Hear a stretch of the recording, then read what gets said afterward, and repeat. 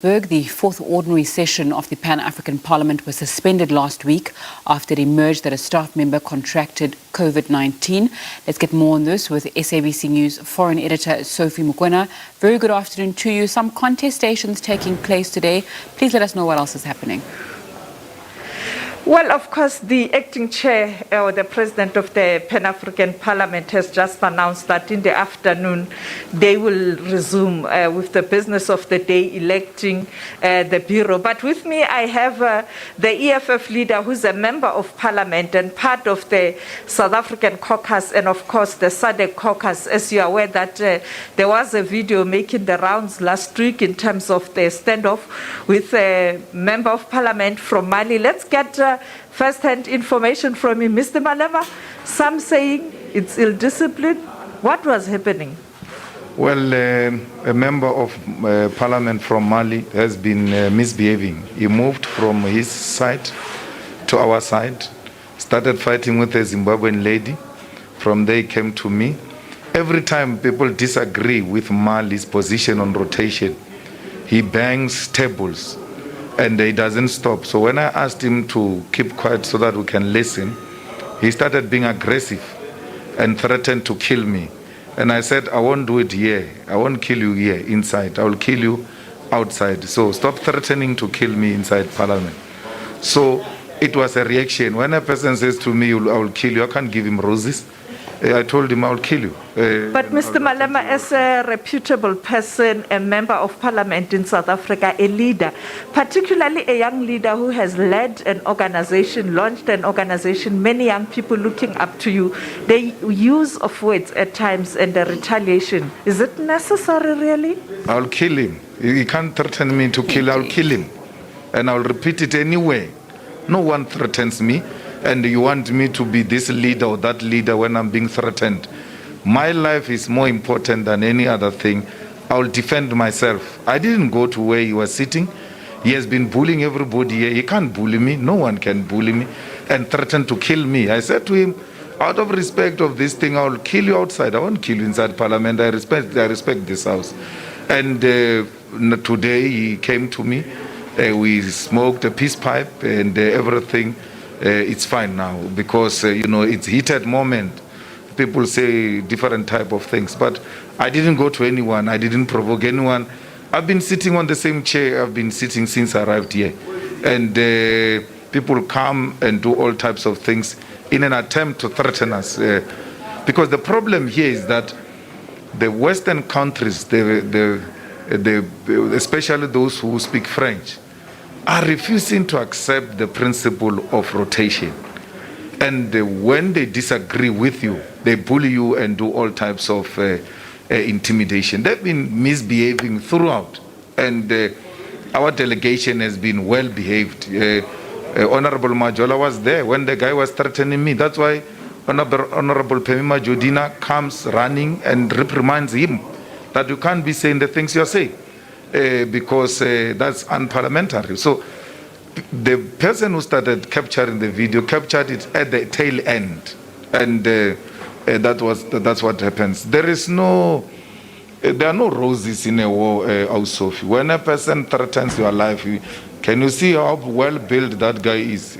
When he says I will kill you, he means it. But you are also well built. I'm so tiny. I'm like, this guy is going to finish me, so I have to defend myself. But I accept. It was not supposed to be the way it was, and that's why when he came, I said, well, it's what under the bridge. The video is going viral on the continent because of your strong following on the continent, and perhaps to the youth on the continent who are looking up to you to give leadership in terms of how the youth on the continent should behave, but also how they should fight for justice on the continent. What is your message after this video? The youth must take no nonsense from anyone. I do that. I don't take nonsense from anyone. And I don't go around giving people nonsense. I don't provoke people. I don't do anything. You cannot bring nonsense to me, and I want me to accept it. The youth of Africa, it finds itself in this position because they've tolerated nonsense for a very long time, especially from the so-called elders who are ruling them in an autocratic manner, in a manner that if you disagree, you get killed, in an undemocratic manner where women and children are being raped in front of the people who are opposing the status quo as a way of punishing the opponents. They've tolerated that nonsense for a very long time. So the youth must not take nonsense from anyone.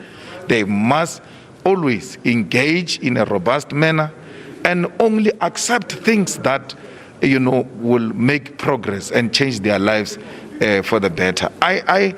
I'm not this pretentious person who wants to be projected as being holier than thou. I've got my own mistakes, but one thing I know is that I do not take nonsense from anyone, and I'm not going to start now, and it will never happen again. And that's why in this country we're able to put a stop to a potential nonsensical situation because of our attitude, which says it doesn't matter how dangerous the situation can be.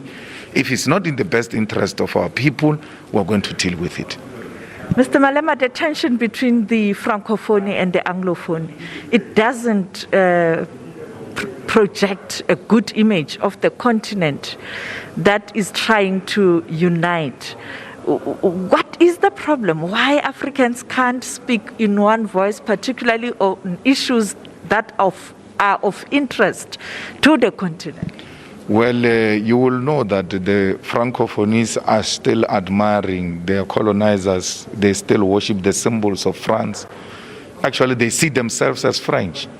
And we have to do away with that. And we can't do away with it by being pretentious. Honorable Vanara from Namibia dealt with it decisively, that you Francophonies think that this parliament belongs to you, that we must only elect you, and if it's not your way, then it's a highway, and it must come to an end, because they see us as enemies, and we don't see them like that. That's why throughout we've been electing them. We've never had a problem with them occupying leadership positions, because it's not about who speaks French, who speaks English. You can't be divided over colonizers' languages.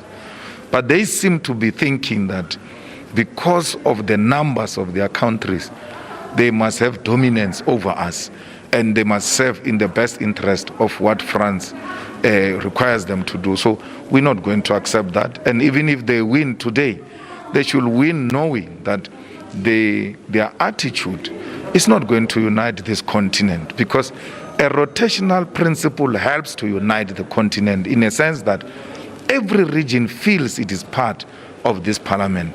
It's not here to just accompany other people. Its presence, its views, its mind is being valued. And because of that, they are now being recognized through occupation of positions of president. So we support Chief Charumbira from Zimbabwe to be the president.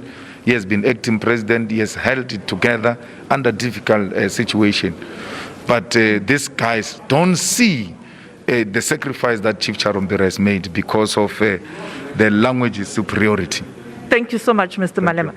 That was the Member of Parliament of the Pan-African Parliament, part of the caucus, the South African caucus, but also the SADC group, talking about the thorny issue of rotation of leadership, particularly at the highest level in the presidency of the Pan-African Parliament. And indeed, earlier on, I saw him and members of Parliament of South Africa taking pictures with members of Parliament from the ECOWAS region, from Mali and other countries. Yes, it looks like things have settled down, but I can tell you, watch the space at 2 o'clock. It's going to be heated, and watch SABC 2.